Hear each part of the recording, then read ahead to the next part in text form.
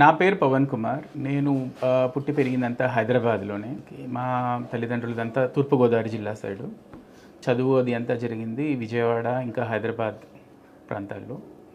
Degree విజయవాడలో చేశాను. తర్వాత ఎంబీఏ ఆల్ ఇండియా ఎంట్రన్స్ ద్వారా కొచ్చిన్లో చేయడం అయింది. తర్వాత 2001లో ఈ కమోడిటీస్ అంటే వ్యవసాయ ఉత్పత్తుల ఆన్లైన్ ట్రేడింగ్ అనే కాన్సెప్ట్ అప్పట్లో చాలా ప్రాముఖ్యంగా ఉండేది. దాంట్లో చేరడం జరిగింది. దాంట్లో చేరి తర్వాత ఒక 10 సంవత్సరాలు దాదాపు 2010 దాకా కూడా ఆన్లైన్ ట్రేడింగ్, ఆన్లైన్ సంబంధించిన కమోడిటీస్ అంటే మన వ్యవసాయ ఉత్పత్తులు అన్నీ కూడా కవర్ అయ్యి ఉంటాయి అందులో. అపార్ట్ ఫ్రమ్ దట్ మెటల్స్ అనేవి గోల్డ్, సిల్వర్ అవన్నీ కూడా మన బంగారం, వెండి, కాపర్, అల్యూమినియం ఇవి కాకుండా మన సోయాబీన్, తర్వాత మొక్కజొన్నలు, తర్వాత ప్యాడీ ఇట్లాంటి మిగతా షుగర్ అంటే చక్కెర మొదలైన వాటి అన్నిటి కూడా ట్రేడింగ్ నడుస్తూ ఉండేది. 2010లో మేము ప్రాపర్గా 2010 తర్వాత 2016 నుంచి కూడా మేము ప్రాపర్గా అంటే ట్రేడింగ్, ప్రొక్యూర్మెంట్ అంటే వ్యవసాయ ఉత్పత్తుల స్వీకరణ, తర్వాత వాటికి అగేన్స్ట్గా ఫండింగ్ చేయడం అనేది బాంబేలో ఉండే నా ఇంతకు ముందు పనిచేసిన కంపెనీలో అది మేమే స్టార్ట్ చేయడం జరిగింది ఆ యూనిట్ని కూడా.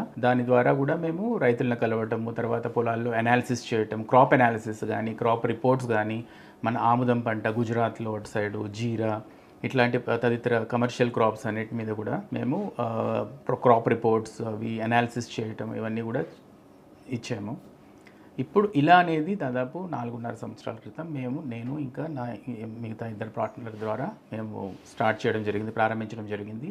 ఇది టోటల్లీ మనకి ఏంటంటే మన పంటల ద్వారా ఉత్పత్తులు వచ్చేదాన్ని రైతులకి దగ్గరగా ఉండి రైతుల ఉత్పత్తులని డైరెక్ట్గా కొనడము, తర్వాత స్టాకింగ్ చేయడము, తర్వాత డ్రోన్ల ద్వారా పిచికారీ అనేది ఇప్పుడు రీసెంట్గా స్టార్ట్ చేసింది. ప్లస్ అదే సందర్భంగా ఆ ఉత్పత్తులను మేము కొని పెద్ద పెద్ద కంపెనీలకు ఇవ్వడము. అంటే మేము ఇట్లా టోకు వ్యాపారులకి అట్లాంటి వాళ్ళకి ఇవ్వడం కాకుండా డైరెక్ట్గా B2B అంటారు దీన్ని. అంటే కంపెనీ నుంచి కంపెనీకి రైతుల దగ్గర కొనడము, తర్వాత పెద్ద పెద్ద కంపెనీలు ఎలా అంటే ఐటీసీ, గోడ్రేజ్, సుగుణ, ఇప్పుడు మన తెలుగు రాష్ట్రాల్లో చాలా సుపరిచితమైన పేర్లు ఏమున్నాయంటే వెంకటేశ్వర హ్యాచరీస్ కానీ, తర్వాత సుగుణ కానీ, స్నేహ కానీ ఇట్లాంటి కంపెనీలకి మేము పెద్ద మొత్తంలో సప్లై చేస్తున్నాం అనమాట, సరఫరా చేస్తున్నాము. ఇలా కమోడిటీస్ అనేది మేము ఈ కంపెనీ స్టార్ట్ చేసిన తర్వాత మొట్టమొదటిగా మనము మొక్కజొన్నలు, తర్వాత సోయాబీన్ ఈ పంటల సేకరణ కొనుగోలు, విక్రయాలు అనేవి మనం స్టార్ట్ చేసాము. సోయాబీన్ అనేది అధిక మొత్తంగా మెయిన్లీ మహారాష్ట్ర ప్రాంతాల్లో అక్కడ ఎక్కువ దొరుకుతూ ఉంటుంది. సో అక్కడ కొనడము, తర్వాత అక్కడే పెద్ద పెద్ద కంపెనీలకి వేరేగా సరఫరా చేయడం అది జరిగింది. అక్కడ కూడా రైతుల ద్వారానే కొన్నది. మండీలకి వచ్చే రైతుల దగ్గర నుంచి కానీ, పొలాల దగ్గరికి వెళ్ళి రైతుల దగ్గర నుంచి కొనడము, తర్వాత అక్కడి నుంచి పంపించడం, సరఫరా చేయడం అనేది చేస్తూ వచ్చాము. మొక్కజొన్న అనేది చాలా పెద్ద మొత్తంలో మనము ఆంధ్ర ఇంకా తెలంగాణ ఏరియాల్లో మనము కొనుగోలు మరి సరఫరా చేయడం లేదా క్రయ విక్రయాలు అనేవి ఇక్కడ జరుగుతున్నాయి.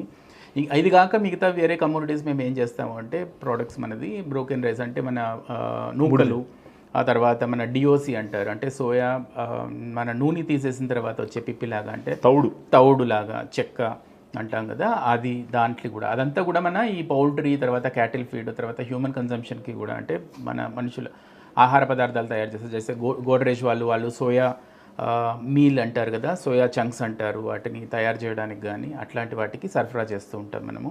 అది కాక సోయా ఆయిల్ అనేది పెద్ద పెద్ద కంపెనీలు రుచి అని, పతంజలి అని మీరు వినుంటారు, ఈ కంపెనీలకు మనం సరఫరా చేస్తున్నాము. అవి కూడా ఇవేంటే సోయా ఆయిల్ అవన్నీ కూడా ప్లాంట్ల నుంచే, సాల్వెంట్ల నుంచి వస్తాయి. అవి రైతుల దగ్గర కొనలేము కాబట్టి అవి బై ప్రోడక్ట్స్ కింద వస్తాయి కాబట్టి అవి పెద్ద పెద్ద ప్లాంట్స్కి మనం అమ్ముతున్నాము. మెయిన్గా మనము దాదాపు 8 నుంచి 9 రాష్ట్రాల్లో మన క్రయ విక్రయాలు అనేవి జరుగుతున్నాయి. అండ్ చాలా వరకు కూడా ఈ ప్రొక్యూర్మెంట్ మీద మేము ఎందుకు ఫోకస్ చేస్తాము లేదా రైతుల దగ్గర ఎందుకు కొనాలనుకుంటున్నాము అంటే ఈ 24 ఏళ్ల ప్రస్థానంలో మేము ఈ స్టార్ట్ చేసిన దగ్గర నుంచి మా కెరియర్ అనేది చేరిన దగ్గర నుంచి మేము చూస్తున్నది ఏంటి అంటే చాలా వరకు కూడా ఈ మధ్యవర్తుల ద్వారా కానీ, దళారుల ద్వారా కానీ ఏదైతే కొనుగోలు విక్రయాలు మొదట్లో మేము చేసేవాళ్ళము. కాకపోతే అక్కడ మేము గమనించింది ఏంటి అంటే అక్కడ ఉండే మార్జిన్లు కానీ, అక్కడ యాక్చువల్గా రైతుకి వెళ్ళేది ఎంత, వీళ్ళకి వెళ్ళేది ఎంత, తర్వాత మా దగ్గరకు వచ్చేసరికి ఎంత రేటు పెరుగుతోంది అనేది. సో ఇంత మార్జిన్లో అసలు రైతుకి వెళ్ళేది చాలా తక్కువ. చాలా వరకు ఏమంటారంటే దాన్ని మన ఒక పర్టికులర్ సినారియో అంటే బలహీనతని రైతు అవసరాలని క్యాష్ చేసుకొని అక్కడ నాకు అర్జెంటుగా డబ్బులు కావాలి అనగానే ఇంత కోత, ఓకే దీంట్లో ఇది ఇప్పుడు మొక్కజొన్నలు అయితే కనుక దీంట్లో ఫంగస్ వచ్చింది, లేదా దీంట్లో వీవెల్స్ ఉన్నాయి, డ్యామేజ్డ్ ఎక్కువ ఉన్నాయి, ఇట్లా అనేసి దాని ద్వారా రైతు ఒక్కొక్క దానికి ఇంత పర్సంటేజ్ అని కోత విధించుకుంటూ పోతున్నారు. కానీ మనం చేస్తున్నది ఏంటి అంటే ఆ తర్వాత మేము ఇదంతా గమనించిన తర్వాత చూడటము, రైతు దగ్గరికి వెళ్తే మనకు వచ్చే లాభాలు ఏంటి, రైతుకు వచ్చే లాభాలు ఏంటి అనేవి చూడగలిగితే మెయిన్గా మనము రైతుకి ఇప్పుడు ఇలా కమోడిటీస్ అనేది స్టార్ట్ చేసిన తర్వాత మన ఈ డ్రోన్ల ద్వారా పిచికారీలు కానీ ఫస్ట్ అసలు వ్యవసాయం వాళ్ళు విత్తనం నాటిన దగ్గర నుంచి తర్వాత మనం అందించే వేరియస్ సర్వీసెస్ అంటే మనము ఏ క్రాప్ డేటా ఇవ్వడం కానీ వాతావరణ విషయాలు చెప్పడం కానీ తర్వాత మన డ్రోన్ల ద్వారా రైతులు ఏం మంది మేము మాదే కొనాలి మాదే పిచికారీ చేయాలని రూల్ ఎలాంటిది లేదు ఇక్కడ. సో వాళ్ళు ఏం చేస్తున్నారంటే వాళ్ళు తెచ్చుకున్న మందిని మనం మన డ్రోన్ల ద్వారా పిచికారీ అది చేస్తున్నాము. సో వాళ్ళ పంట ఉత్పత్తి ఎలా వస్తుంది అనేది మేము విత్తనం దాటిన దగ్గర నుంచి వ్యవసాయం ఉత్పత్తి చేతికి వచ్చేదాకా కూడా మేము గమనిస్తున్నాం. అప్పుడు మనకి ఇంకా అక్కడ ఇందులో ఇంత లోపం ఉందని లేదా దాన్ని ఇట్లా ఏమంటారు అణిచివేత టైప్లో ఫంగస్ ఉందని ఇదని అని చెప్పి కోతలు అవి లేకుండా న్యాయంగా ఆ పర్టికులర్ పంటకి మార్కెట్లో ఏం రేట్ నడుస్తుందో ఆ రేట్ నేనే ఇచ్చుకుంటాను.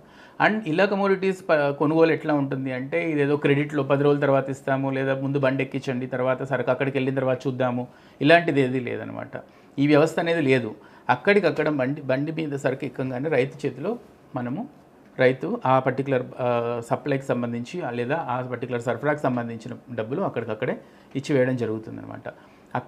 ఆ విధంగా మేము ఏం చేస్తున్నామంటే రైతులతోటి మన అనుబంధాన్ని పెంచుకోవాలని ట్రై చేస్తున్నాము. అండ్ ఈ వ్యవసాయ రంగానికి ఎంత చేరువ అవ్వగలిగితే అంత చేరువ అవ్వాలని మా ప్రయత్నం అనమాట. ఇప్పటిదాకా చూడగలిగితే కనుక తెలంగాణలో ఇది కూడా మళ్ళీ మనము డైరెక్ట్గా అంటే నేరుగా రైతుల దగ్గర కొనడం అనేది వ్యక్తిగతంగా వెళ్ళి చేయడం జరుగుతోంది. ప్లస్ ఈ ఇలా కమోడిటీస్ అనేది ఒక యాప్ ద్వారా రైతులు దాంట్లో రిజిస్టర్ చేసుకొని వాళ్ళల్లో ఆ రైతులు అమ్మాలనుకున్న దాన్ని అందులో కనుక వాళ్ళు పెడితే కనుక ఆ డేటాని ఎంటర్ చేస్తే వాళ్ళ దగ్గర ఇన్ని ఎకరాలు ఉంది ఇప్పుడు రైతుకు సంబంధించిన ప్రతి డీటెయిల్ని అందులో మనము ఎంటర్ చేయడం జరుగుతుంది. వాళ్ళ ఆధార్ కార్డు దగ్గర నుంచి వాళ్ళ పొలం ఎంత ఉంది వాళ్ళ దగ్గర వాళ్ళ ఉత్పత్తి ఎంత వస్తుంది సంవత్సరానికి ఈ డీటెయిల్స్ అన్నీ కూడా అందులో ఉంటాయన్నమాట. వీళ్ళకి ఏ రైతులైతే మనకి ఆ యాప్ ద్వారా అమ్మాలనుకుంటున్నారో దాంట్లో వాళ్ళు ఎంటర్ చేయొచ్చు. వాళ్ళ దగ్గర డైరెక్ట్గా మనం యాప్ ద్వారా కూడా కొనుగోలు అనేది జరుగుతుంది. అలా కాకుండా వ్యక్తిగతంగా కూడా మన టీం అనేది మా టీం ఏదైతే ఉందో వాళ్ళు కూడా వెళ్ళి రైతుల దగ్గర కొనుగోలు అనేవి చేస్తున్నారు. ఈ మెయిన్గా మొక్కజొన్నలు కానీ సోయా కానీ. ఈ ఇలా కంపెనీ యొక్క యాప్ ఏదైతే ఉందో ఇలా అగ్రి వాళ్ళ యాప్ దాన్ని మీరు మీ మొబైల్లో డౌన్లోడ్ చేయడం లేదా మా స్టాఫ్ ఎవరైతే ఉన్నారో మీతో మాట్లాడడానికి వచ్చినప్పుడు ఈ డ్రోన్ల సర్వీస్ చేసేటప్పుడు కానీ కొనుగోలుకు వచ్చినప్పుడు మీకు అది మీ మొబైల్లో వాళ్ళు డౌన్లోడ్ చేసిస్తారు.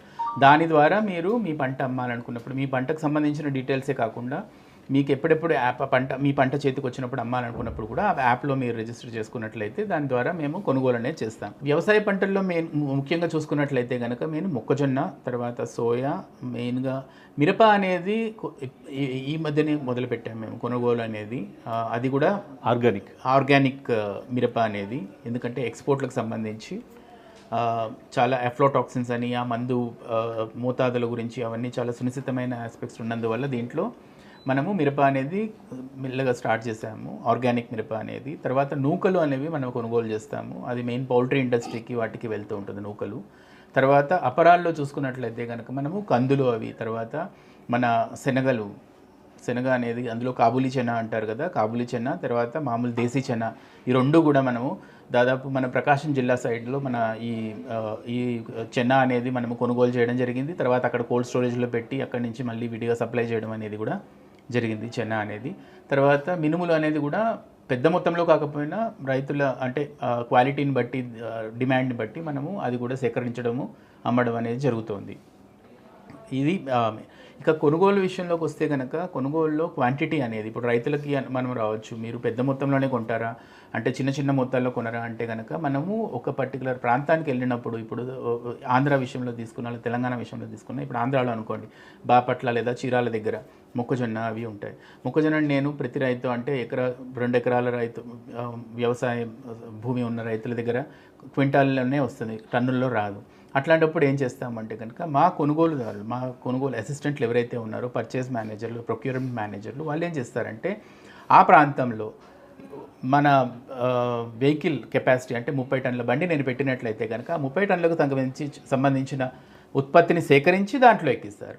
నేను 30 టన్నులు ఉన్న రైతు దగ్గరికి వెళ్తా అనే కాన్సెప్ట్ ఇలా అగ్రి వాళ్ళ దగ్గర లేదు. ఎంత చిన్న మొత్తమైనా సరే సేకరణ అనేది ఏంటి అంటే ఒక పెద్ద మొత్తాన్ని సేకరించడమే సేకరణ అనేది. సో చిన్న చిన్న మొత్తాన్ని సేకరించుకుంటూ ఒక పెద్ద మొత్తాన్ని రెడీ చేసుకుని అది బండికి ఎక్కించడం జరుగుతుంది. బండి లేదు అంటే ఆ వెహికల్స్కి ఎక్కించి మేము సప్లై చేయడం అనేది జరుగుతుంది. సో అక్కడ మన దగ్గర ఎటువంటి రిజర్వేషన్లు కానీ ఇదే చేస్తాము, ఇంతే చేస్తాము, ఇంత ఉంటేనే కొంటాము అనే రిజర్వేషన్ కానీ అట్లాంటిది మన దగ్గర ఇలా కమోడిటీస్ వాళ్ళ దగ్గర లేదు. ఈ రైతులకి చెల్లింపు విధానం అనేది ఏదైతే ఉందో ఇలా అగ్రి వాళ్ళు అక్కడికక్కడే చెల్లింపులు అనే పద్ధతిని చాలా ఖచ్చితంగా పాటిస్తూ వస్తున్నాము. పేమెంట్ మోడల్ లేదా ఇచ్చే విధానం ఎట్లా ఉంటుందంటే, ఇప్పుడు నేను కొన్నది క్వింటాల్ కానీ 10 క్వింటాలు కానీ 10 టన్నులు కానీ 30 టన్నులు కానీ 100 టన్నులు అయినా సరే అక్కడికక్కడ నా చెల్లింపు విధానం అనేది సెటిల్మెంట్ రైతు యొక్క బ్యాంకు ఖాతాల్లో అమౌంట్ని బదిలీ చేయడం అనేది జరుగుతుంది. ఇదే ఇలా అగ్రి వాళ్ళ యొక్క ప్రత్యేకత.